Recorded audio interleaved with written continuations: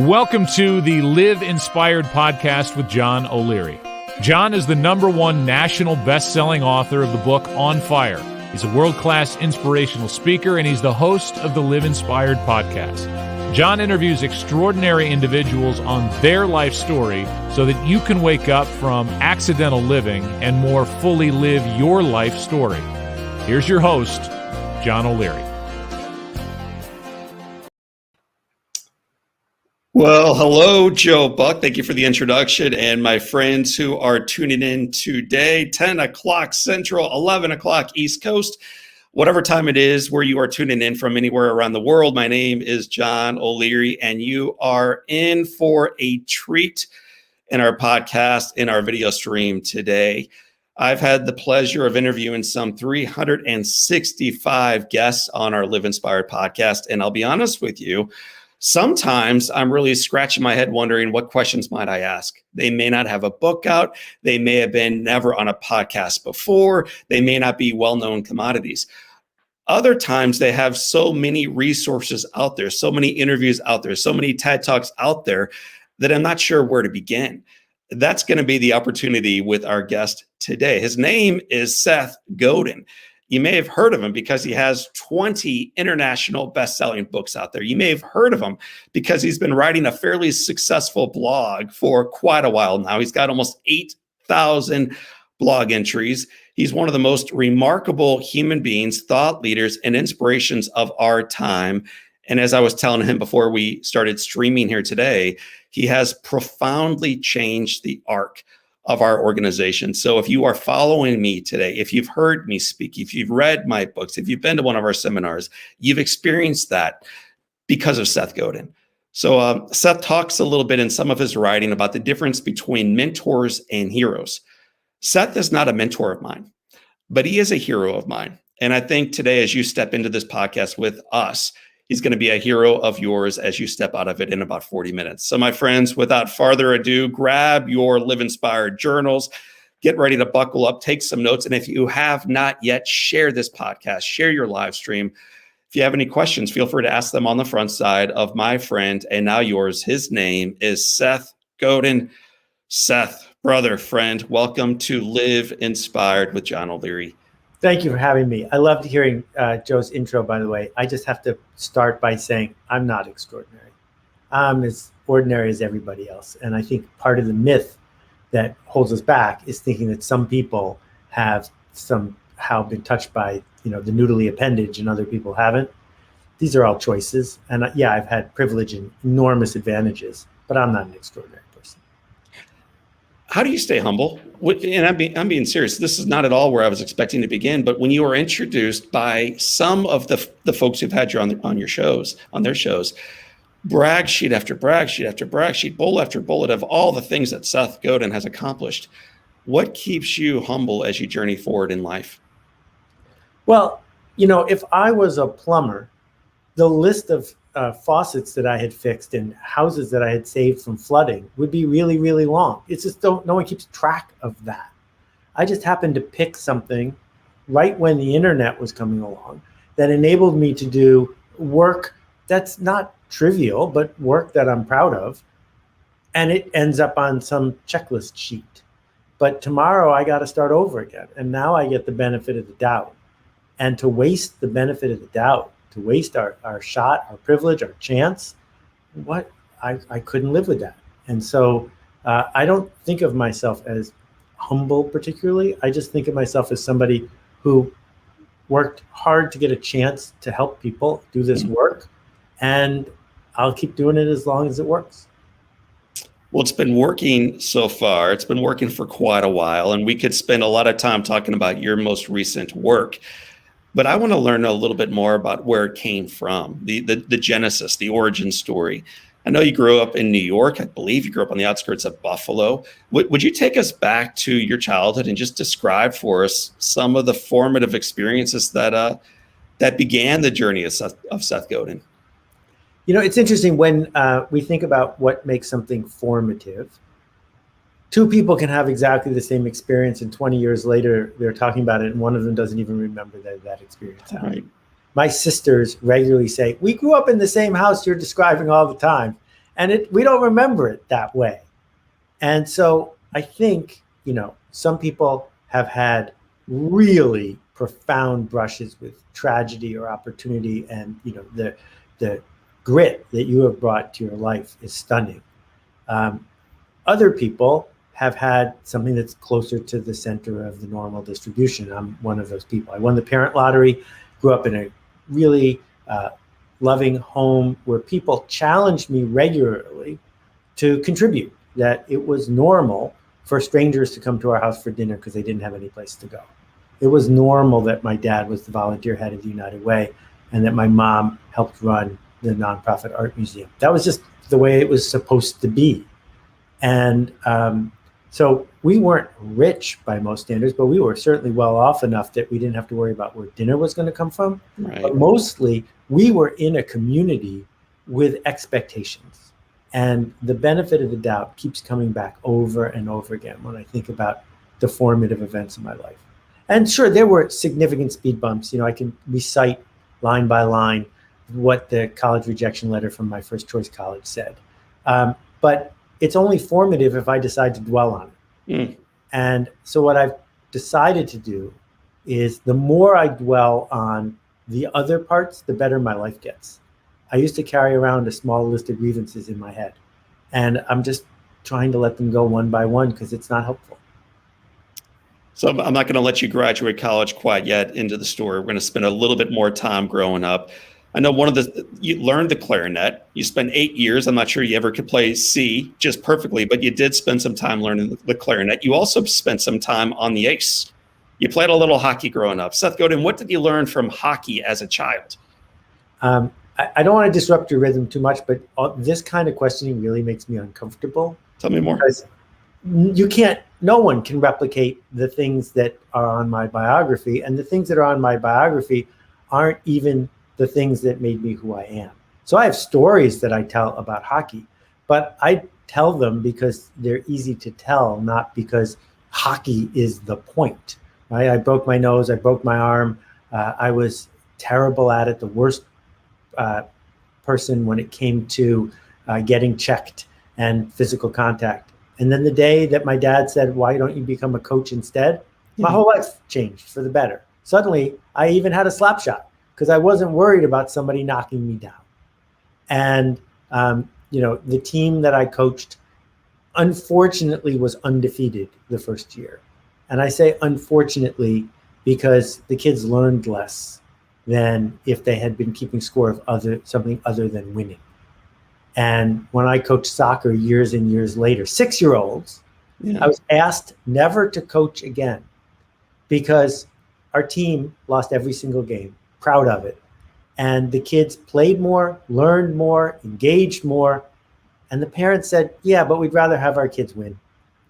I was like, "Oh, you don't want me to coach?" And I got to tell you, I'm not sure I want to coach either, not in this league. You're talking now about winning and losing and tracking the things that matter and the things that don't. As a father, as a parent, as a teacher, how do you decide what things are worthy of being tracked and what things are worthy of being relatively ignored? This is a great question. If it's easy to measure and it's easy to game, then it is not a useful measure. Because any measure that is easy to game ceases to be a measure of what you were originally measuring and instead becomes a measure of who's good at gaming it. So the number of people who are following you on Twitter or Facebook is irrelevant. Number two, if the measure leads to a profit for someone else more than it leads to a profit for you, you're working for them and the measure, not the other way around. And so we are surrounded by lots of things that the system puts in front of us. Like the system says, if you get an A, you're a good person. Well, all the stuff you do to get an A makes it easier for them to manage the school. And so maybe you should say, well, it's much harder to measure how much I learned, but if I get straight B's and learn more than the person who gets straight A's, I'll probably come out ahead. So Seth, a lot of our listeners, viewers, and friends who are paying attention to our conversation today are parents or grandparents or teachers. How do we play a game different than the game that everybody else seems to be playing these days, where we have our kids in select sport and we are tracking the way toward success. And we have our kids getting the tutorship after school each day because we're trying to get into the right school, which will allow them to get the right job. How do we begin having a different conversation on what real success looks like in this new economy? So I have a whole rant about this called Stop Stealing Dreams, which you can read online. It's a book I gave away for free. 4 million people have read it so far. And there's a TED Talk to go with it. And in it, I ask 2 simple questions, which every parent should ask, and almost no parents do. Well, one question with 2 answers. What is school for? Have you asked the school board, the principal, the teacher, today, what's it for? What are you seeking to accomplish? The soccer coach in our local great public high school decided that the school had a shortage of soccer trophies.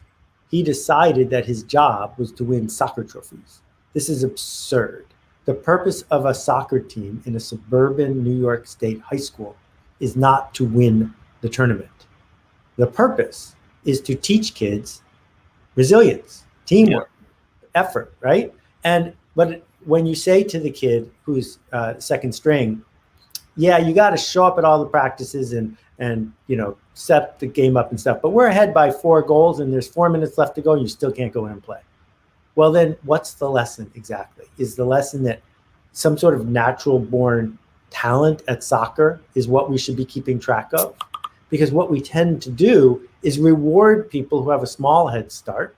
Right. And then they come to believe that talent matters. Talent doesn't matter. In almost every endeavor that adults engage in, skill matters, and attitude matters, and possibility, and resilience, and grit. Talent? Unless you're playing basketball and you're 7 feet tall, which is a talent, there are very few areas of our lives where being a productive member of society is based on who you were when you were 6 weeks old. Fair enough. And Seth, you remind me, I had a coach in 5th grade. This is right after I got out of the hospital.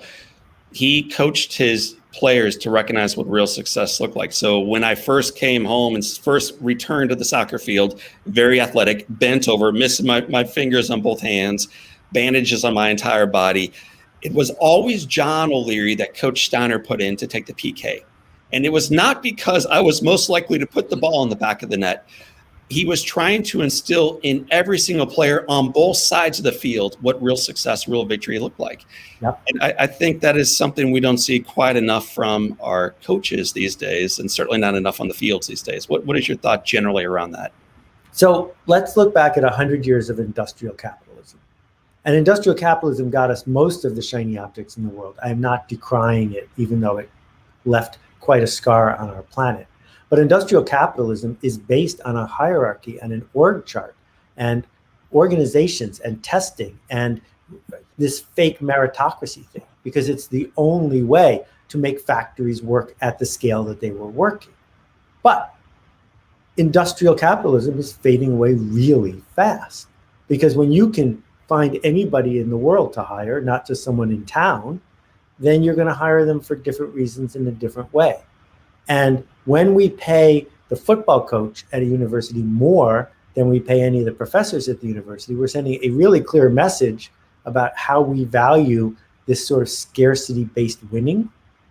But the future belongs to network effects, public goods, things that work better when lots of people use them. And that's not the same as a scarcity mindset of, I have this and you don't. And so as a parent, we've got to take a deep breath, or as an employer, and say, am I embracing the tragedy of the commons and going back to a 100-year-old model of I've got it and you don't? Or do I realize that there's an additive effect when you add the magic of connection that creates value where there wasn't any before? So if you look at Wikipedia, Wikipedia is a treasure. It's worth billions and billions of dollars, but you can't buy it. And it's created by 5,000 volunteers whose lives get better by doing that work. And I, for one, am glad that it's not Wikipedia Incorporated, but it instead is the work of a community that enables possibility to happen. So let's stay on that topic for a moment, this idea of scarcity and pursuing the world's version of success, which I think many of us, myself included, are sometimes guilty of. When I first started speaking, Seth, I was told by a coach that what I should do is write a book. All great speakers, she reminded me, have books out there. And so I wrote a book. And then I sent it off to 13 publishing companies like I was trained to do. And eventually I received 13 letters back saying, no, thank you. No, thank you whatsoever. So for 11 years, I put that project behind me. You received not 13 no thank you letters. You received far more than that. So I'm curious, number one, would you share with us how many letters you received? And then secondly, why you kept sending them out? Okay, so a couple things to understand. Spamming people who don't want to hear from you is immoral. It shouldn't be done. It's a stealing of attention. The book business has a problem. The book business's problem is they don't know what to publish next. And there are people whose job it is to get book submissions. That's not spam. That's engaging in the marketplace in the way it's supposed to. So with that said, I decided when I left the software company that I was at when I was 26 to get married and move to New York, that I was going to become a book packager. And what book packagers do is invent books, and usually books that are too complicated to be built by one person. Things like almanacs, things like test prep books. And I had a friend in the book packaging business who promised to help me before I quit my job. And when I quit my job, he never returned any of my calls. So I was on my own, hanging out of the boat, trying to figure it out. And Chip Conley, who went on to become a best-selling author, and I, at the age of 26, pitched one book publisher, Warner Books, where I knew one person, and we sold the book the first day. We got $5,000 for it. He got $2,500. I got $2,500. I said, all right, well, if I can do this every 3 weeks, I can make a living at this. And so I started coming up with ideas that I thought publishers would want to publish. And I created 20, 30, 40-page documents to describe the idea with spreadsheets and proof about why they would work. And I got 800 rejection letters in a row over the next year. 800 times. Right. An editor bought a stamp, wrote a letter with a typewriter, mailed it to me and said, we don't like you. And of course, they didn't say we don't like you. They said, we don't like this idea. And what I learned over the course of that year is that you can't read too much into a rejection letter because people aren't good at describing why they're saying no, because they're afraid that if you answered their objection, then they'd have to say yes. But not only was I learning to make better proposals, the editors were learning to trust me. The editors I was talking to, there were about 30 of them, came to write longer notes back. They started giving me insight about the path of what they needed, not just what I wanted. So the first book that I proposed was called How to Hypnotize Your Friends and Get Them to Act Like Chickens. And it was the very first book ever written about stage hypnosis. And as far as I know, there's still no popular book about stage hypnosis. So I was going to find a bunch of hypnotists, give away their secrets. Like you could imagine in the internet of today, something like that would be popular. No editor wanted to put his or her name on it. And that's what I learned, is that these folks, dramatically underpaid, way overeducated, wanted to publish books they were proud of, right? Not books that would make money. And as I talked to them and engaged with them, the process of selling is not how do you berate people into saying yes. The process of selling is how do you gain empathy for who they are and what they want so you can bring them something they can't wait to buy. And it was a year later that I sold a book on spot and stain removal for $5,000, my magic number. And then I got the joke. And a year after that, I met a guy named John Boswell who taught me 3 or 4 of his secrets and gave me a level of confidence to say, I see how this industry works now. The same way you have figured out how public speaking works, right? That lots of people who want to be a public speaker have something to say. Some of them are even funny, but you have figured out what the people who book public speakers want. At the same time, you've figured out how to please the audience, and that's why you're in demand. One thing that surprises people who are in demand is that frequently those people who are in demand also have limiting beliefs. And they also wonder if they are loved, if they are liked, if they're appreciated, and if they'll be in demand tomorrow. That's true for every human being that I've ever had a personal relationship in life, that we all wonder, do we belong? Do we belong? Seth, you get your 3rd and 5th and 8th and then 11th and 17th and 20th and 300th and 400th and 36th. And at some point, don't you scratch your head and say, my gosh, I'm just not capable. I just don't belong here. I've had lots of those moments, but not in that period of time. Tell me about that. In that period of time, I knew that if I gave up, I'd have to go get a job at a bank. I had an MBA from Stanford. I could get a job at a bank in 5 minutes. I was making no money. I was trying to support my family. I knew I could do it, get a job at a bank. And getting a job at the bank would have been the end. I would have just started to die inside. So for me, it was like, watching some movie where, Bruce Willis is up against the wall. All I could do was say, what don't I know that they know? How can I pursue this with a spirit of inquiry? And that's totally different than the situations where the imposter syndrome shows up and you realize not only do you feel like a fraud, not only are you a fraud, but there's no path forward for you. And in those cases, and I've danced with those many times, the right answer is, okay, I'm stopping. And I used to play the clarinet. I stopped because I was never going to be able to put in the time, to put in the care to get to the other side. And that's why I wrote the book, The Dip, because the dip is about quitting the right stuff. And, your story is all about the fact that you could have quit that night when Jack Buck showed up, and you could have quit 10 years later. You could have quit 10 years after that, and no one would have blamed you. And I'm glad you got through that dip to the other side. But there are lots of things. I don't know if you took ballet lessons when you were 6, but I'm glad you quit, because you'd be a lousy ballerina, right? No idea. You just got to figure out, is there a dip in front of me? Has anyone ever gotten through this? So I saw Byron Price, and I saw John Boswell, and I saw Michael Cater, and I saw the guys from Stone Song, and I said, they were where I was, and now they're on the other side. There is a dip between here and there. I just got to figure out where it is. And if I can keep eating macaroni and cheese long enough, I'll get there. When did your writing shift from trying to get a book deal, from trying to get $5,000 for the next manuscript, into creating work that you knew the world needed to become better versions of itself going forward?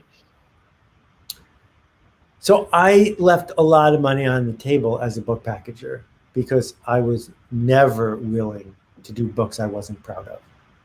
The closest I ever came was Email Addresses of the Rich and Famous, which was a directory. Would have been a bestseller, man. A directory of people's email addresses. And if you skipped the introduction in which I decried spam, I think I might have been the first person in a book to ever decry spam. If you just skipped that and started spamming all the emails in the book, it was a problem. But I did a series of novels with Walter Dean Myers. Walter was the most celebrated author of books for Black kids. He won the Coretta Scott King Award more than anybody else.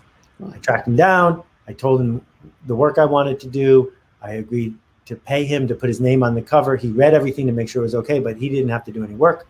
And I brought this series to the world like Sweet Valley High, like the Babysitter's Club, right? I knew how to make a series of books that would sell more copies than this, but I wanted to do a series of books that I could point to and say, these. I did a book called Wisdom Inc. I did the Mother-Daughter Book Club. These were books, because the book industry isn't a profit-seeking missile.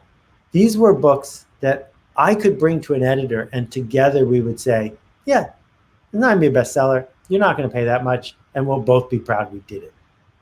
And that path is harder to find when you're dealing with people who have been brainwashed into that Milton Friedman profit at all costs mindset.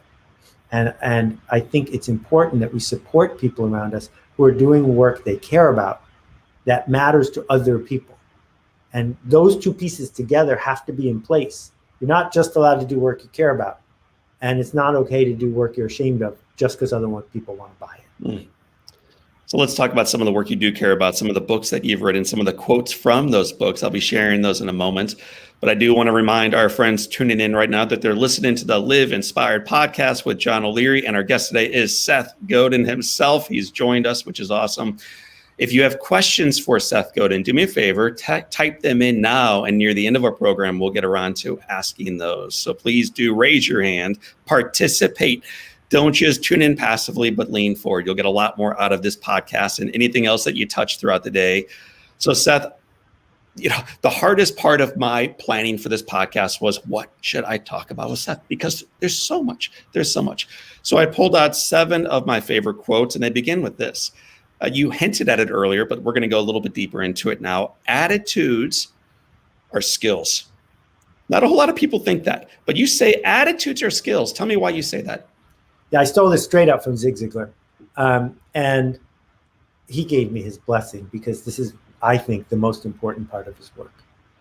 Let's dissect it just a little bit.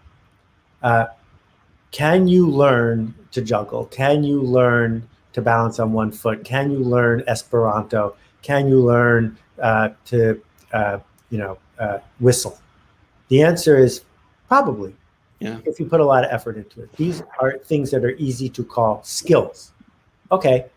Can you learn to be a little bit more trusting? Can you learn to be a little bit more optimistic? Can you learn to help other people solve their problems? I hope you can say yes. Well, if the answer is yes, then they're skills. Yeah. And that's it cracks everything wide open. Because if you can become the kind of person that we want to hire, that we want to work with, that we want to have as our boss, that we want to have as our employee, that we want to trust, that's fantastic. Because if it's hardwired into us, you're doomed. No, it's something you can learn. And that reinforces all the work I've been trying to do for years. And it also fuels my day. So I'm taking you through 7 quotes that are yours. I thought, though, instead, as I was planning this out, maybe instead I should bring up 7 quotes that I bet will really bother Seth Godin. One of them was going to be, is it going to be on the test? Another was going to be, well, I've always been this way. And so when I think about attitudes being skills, I think a lot of folks just view generosity as, well, I've always been selfish. It's just how I show up. I've always been shy, Seth. It's who I am. But your statement there challenges that to say, you know what, actually it's a skill, and a skill you can improve. Yeah. And will this be on the test? We'll put a pin in that because I want to come back to it. But the thing is, a lot of the folks who the outside world thinks of as charismatic, garrulous, fast talking public speakers, they're some of the shyest people I know. Yeah. And backstage, they just deflate like the Macy's parade balloon. And then they say 5 minutes, you just watch them go, because it's work, right? And I think that shyness, it might be hardwired into us at some level, but I also know that there are lots of ways to help and to lead without being a fast-talking internet person. Perfect. Second quote that I wrote down for today is, instead of wondering when your next vacation is, Seth Godin, maybe we should set up a life we don't need to escape from. Right. So this gets back to industrial capitalism. I don't think many people wanted to work in the factories of Manchester for 12 and a half hours a day, surrounded by coal dust, or to dig in a mine. Yeah. We needed to create this idea that you went to work and then you escaped. And as we added more and more hours to the day, particularly folks who are lucky enough to be given the opportunity to be knowledge workers, we started crafting a different kind of work. And the thing is, I've met people, street sweepers, who because of really limited opportunity, that's the best job they can get. Right. But they've decided to be great at it. And, the Reverend King had that as one of his quotes. The thing is, that's not fair. That's not just. But if we are in a place, and we're going to be in that place, the question is, will we choose to organize our approach to that, wherever it is, to be one of, this is something I can dance with, not something I have to suffer through. Probably 6 times a year I listen to the Reverend King's speech that he gave to a Philadelphia junior high, where he delivered that quote. about street sweepers. And if you're going to do it well. And what strikes me most about his quote is not how he says it, although it's said beautifully, perfectly. It's the response to it by the students. They cheer. And I think we've lost a little bit of that cheering for doing work well, not only as children, but even as adults. It's not part of my list of quotes to ask you about. Yeah, but part of the reason is because we've been stolen from and abused and misled and ripped off and put into debt by people who think erroneously that their job is to take as much as possible from the workers. And it's not, but that has become, a narrative for the last 30 years. And so it's the difference between have to and get to. And the problem is that if you have the wrong boss, and you approach work as this is something I get to do, that wrong boss is going to take advantage of you. Yes. And that's part of why the internet offers this opportunity for someone who leans into these skills to build a body of work outside of work, to build a body of work that you can point to as a contributor, because then a good boss is going to see what you've done and realize that they have a place for you. So I'm going to skip ahead a couple quotes to one that I borrowed from Poke the Box. And it goes like this. It's brilliant.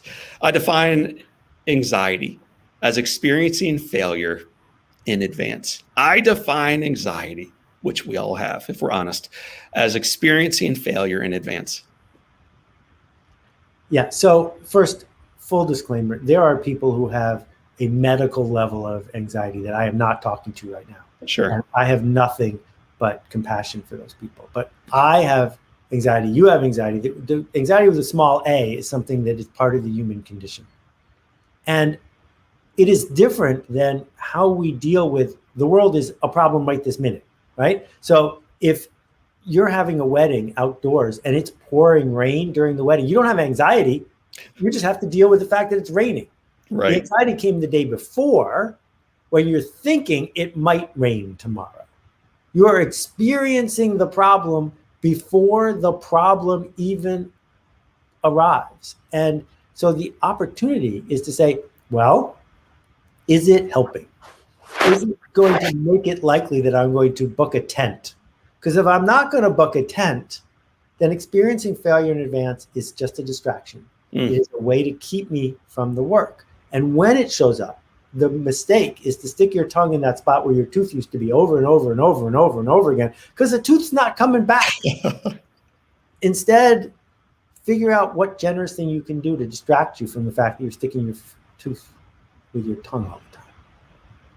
Seth, there were 7 quotes that I wanted to ask you specifically about. I'm going to skip to the 7th one, though, and then let some of the listeners and viewers and followers ask a couple questions. Sorry, I've been prattling on and on. No, man, I'm sitting here Indian style right now. So just keep my shoes are off, continue on Seth Godin, but let's talk about quote number 7 that I penned in for today. How dare you settle for less when the world has made it so easy for you to be remarkable? Okay, so lots of things to decode. So what does settling even mean? What does remarkable even mean? Yes. Remarkable means worth making a remark about. It's that simple.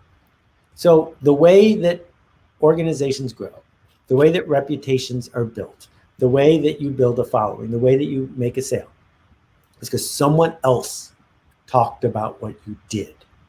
And before we went on air, you were talking about your work. And I've been asked about what I want to have as a legacy. And I want to be measured by what people I taught other people. Because I'm not trying to make a closed system here, I'm trying to make an open system. And this idea of being remarkable is simply, why would someone talk about you? They're not going to talk about you because they care about you. They don't. They care about themselves. So they will talk about you because their story about you makes them feel better. And so there are lots of areas in my life where I, quote, settle because it's fine, right? Like if email gets there in 30 seconds versus 26 seconds, I don't care because it's not important. But on the things that we have chosen to measure, why not lean in that last bit after we've put in so much, after our ancestors have put in so much? Why not lean in just that one little bit to expose yourself to fear and anxiety, to expose yourself to something that feels like risk? in service of making a difference. So good and so needed during these days that we're living in and leading through. So Seth, there are numerous questions coming in from the community. I'm just going to put two of them up on the screen. We'll do this in sequence. Start with number one, this one coming from Abby Richter. What is, in quotes, the work of yours that you are most proud of right now, Seth Godin?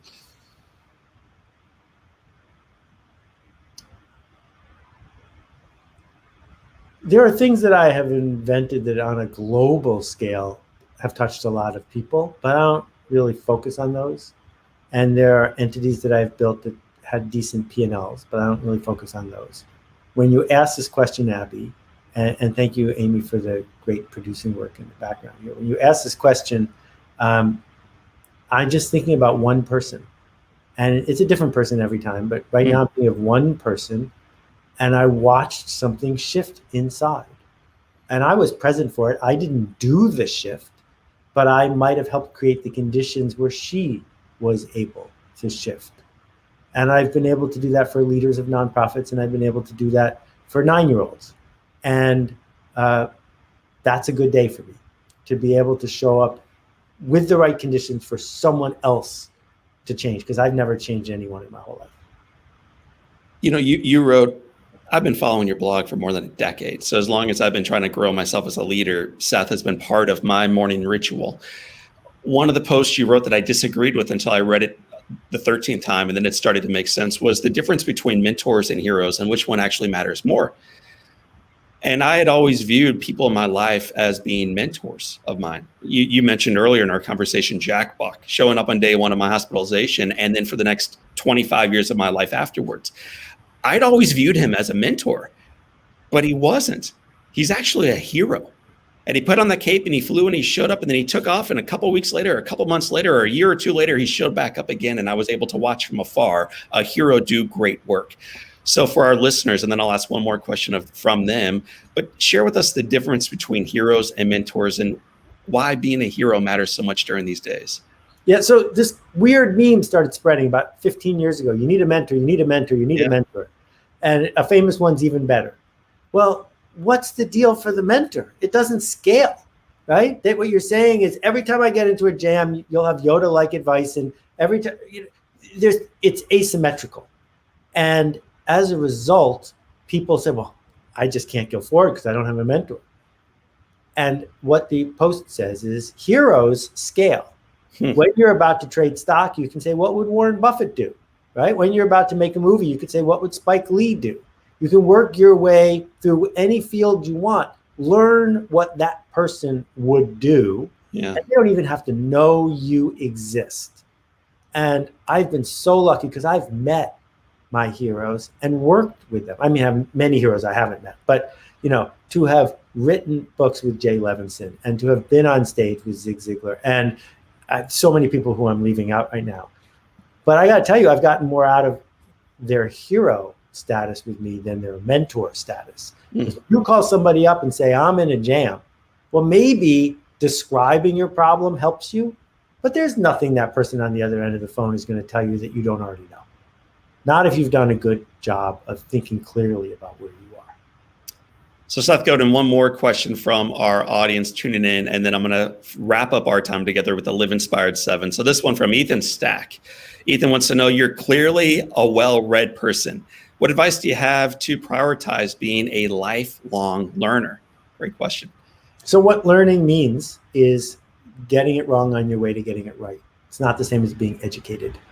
Educated, you can prove by getting an A. Learning means you experience things and didn't get it right. So the way to be a lifelong learner is to prize being wrong, is to figure out if you are wrong with good intent, if you are wrong in good spirit, and then you discover a better way, you learn something today. And too often people want to learn, but they're never willing to be wrong. And that's a difficult combination. My friend, this has been an honor. We're going to move now into the Live Inspired 7. Before I do, though, one of the things in researching you and reading you and listening to you, I've been, Seth Godin and I have been hand in hand now for the last several weeks as we prep for today. He just didn't know it. So I've had your voice dancing in my mind. And one of the cool things is I also had your partner's voice, Helene, dancing in my mind. 35 years together. And when I heard you interview together, it was as if you were still deeply in love. That's a hard thing to pull off when you're in the puppy dog stage of just really starting to get to know someone. After 35 years of knowing someone, sometimes you begin to push one another away a little bit. You begin to push away from, poking the box and stepping away from that style of living. You seem to be drawing even closer to her and she toward you. Talk about what you've done intentionally as a couple to draw you even closer together. Yeah, this is not my area of expertise, and I'm not sure that my advice is going to be really helpful. Looking at human behavior in particular, it's interesting to see what happens when people make a commitment and choose not to revisit it. Because if you make a commitment, like there's nobody who doesn't have a future living on Earth. You can't say, well, no, I think I'm going to go to Mars. You can't go to Mars. Earth is what you get. So what are you going to do with it? And then you find creative ways to make things magical. And too often in a world of one-click shopping, it's super tempting to be, oh, look at how grass is over there, grass is over there, grass is over there. So I'm really fortunate in so many ways, and how I was raised and the benefit of the doubt I get and the magical person that I got married to. But I also believe that choosing to make a commitment makes our path forward so much easier than saying, I'm going to day trade. Because day trading isn't a good way to make money in stocks, and it's not a good way to be happy either. Brother, I wish we could drop the mic on that, because that was mic drop worthy. That was really well said. We are going to wrap up, though, and then launch forward into our days and into our lives with what we call the Live Inspired 7. The very first question for a very well written and read man is this: Seth Godin, what is the most influential or impactful book that you have ever read? Yeah. I think the best, most important book that anyone will ever read is the book they write. Brother, you've written hundreds, and you've written 20 that became international bestsellers. So of those 20, which one would you say, gosh, John, of those, I might pick up this one first? What to Do When It's Your Turn. Awesome. What is one positive characteristic or one trait that you possessed as a little boy that you wish you exhibited as brilliantly today? Laughing. Turns out that adults don't laugh nearly as much as they laughed when they were kids. Why do you think that is, Seth? I think it has to do with brain science. It's also about sunk costs, and we could have spent a whole hour talking about sunk costs. But when you've got a status quo you're trying to preserve, laughter is a little bit harder, because laughter is usually about surprise. And in our Western industrial economy, we've been pushed to not want surprise. And therefore, unless we're watching Monty Python and the Holy Grail, then we have trouble deciding to laugh. Thank you. I don't have problems laughing, because life, if you're honest about it, provides countless opportunities to see yourself in a lens that deserves a little bit of a smile. And I appreciate you teaching me that as well. So if your home, your apartment, your condo caught fire, Helene, the boys, the pets, everybody's out, you have an opportunity to run in and grab one item that matters. What's the one thing you're going to come racing back outside with?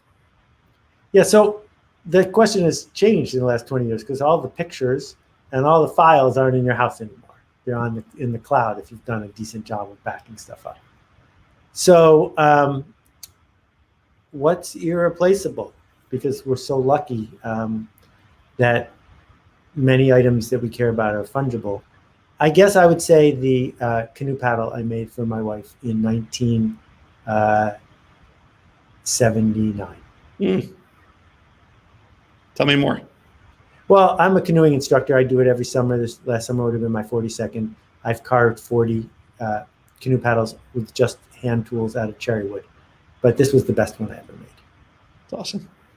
If you could sit on a bench and have a long conversation with anybody living or deceased, who do you want to be seated next to? My mom. What's the first question for mom?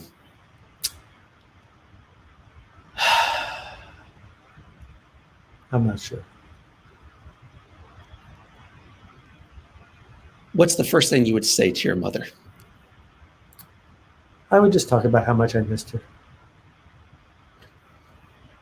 Seth, what's the best advice mom or dad or some instructor growing up or some business colleague or Helene or the boys ever gave you? So more succinctly said, what's the best advice you've ever received?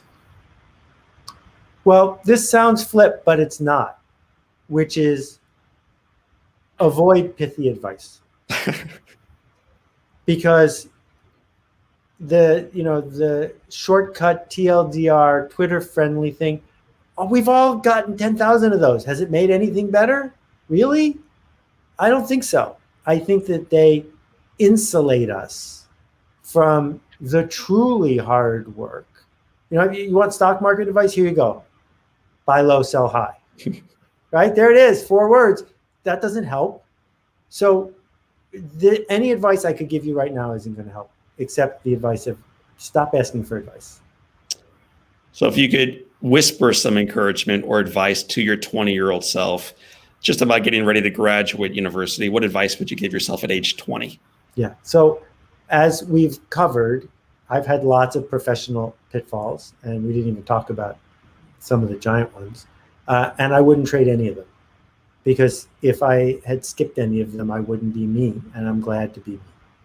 And so what I would say to my 20-year-old self is super simple, which is it's going to be okay. That's it. Whatever you define, whatever's happening, if you define that as okay, it's going to be okay. So there you go. One of the comments that I saw online as you were speaking was, he's so authentic and humble.